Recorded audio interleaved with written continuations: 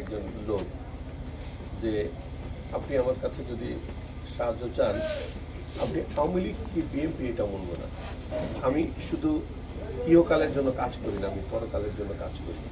সেই সময় ডিসক্রিমিনেশন যদি করা হয় যে তুমি যে বিএনপি করে সে মানুষ আর যে আওয়ামী লীগ করে সে কি মানুষ না, তুমি মানুষের কল্যাণের জন্যই যদি কাজ করো তাহলে তোমার চোখে পট্টি লাগায় সাহায্য করতে হবে। যে কাউকে মনে করা যাবে না যে তুমি তোমার দলের লোকে তুমি উপকার করলা, তুমি শুধু দলের বাইরের লোকেরও যে উপকার করেছো তাইলে আল্লাহ আমাকে বেশি বেশি দিবে। ঠিক।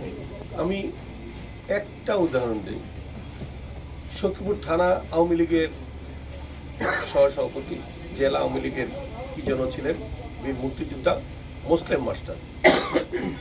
তো উনি আমার অফিসে গিয়ে কান্না করছে, আমার ভাই যে ছাত্রলীগের সেন্ট্রাল কমিটির ভাইস প্রেসিডেন্ট ছিলেন ৬৬-তে বা ৬৪-তে, তো তার কর্মী ছিল এরা।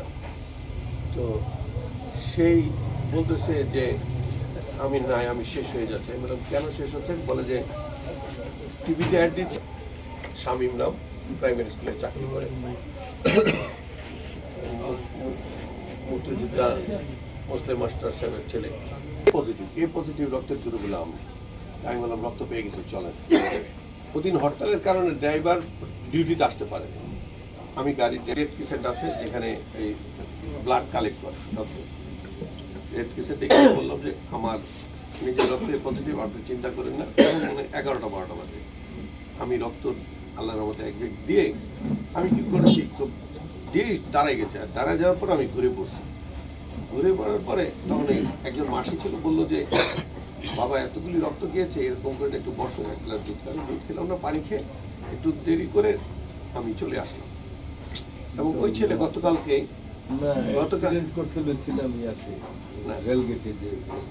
পরশুদিন সেই ছেলে শিক্ষকরা আসে, সে বলতেছে যে আজকে থেকে হয়তো 30 বছর আগে উনি আমাকে রক্ত দিয়েছে, উনি রক্ত না দিলে আমি মারা যেতাম। আমি একটা মুক্তিযুদ্ধের পরিবারের সন্তান, আমি আমার বাবা মুক্তিযোদ্ধা এবং আমি ছাত্রলীগের সভাপতি, আর উনি বিএনপির ভাইস প্রেসিডেন্ট। আমি বুঝাতে চেষ্টা করেছি, আমার কাছে আমার গায়ে রক্ত দিয়েও আমি আওয়ামী লীগকে বাঁচাতে চেষ্টা করে প্রমাণ সেই স্বামী। এটা হলো যে শুধু আমি মানবিক একজন কর্মী হতে চাই। দ্বিতীয় হলো আমার যে ব্যবসা দেশ বিদেশে আছে,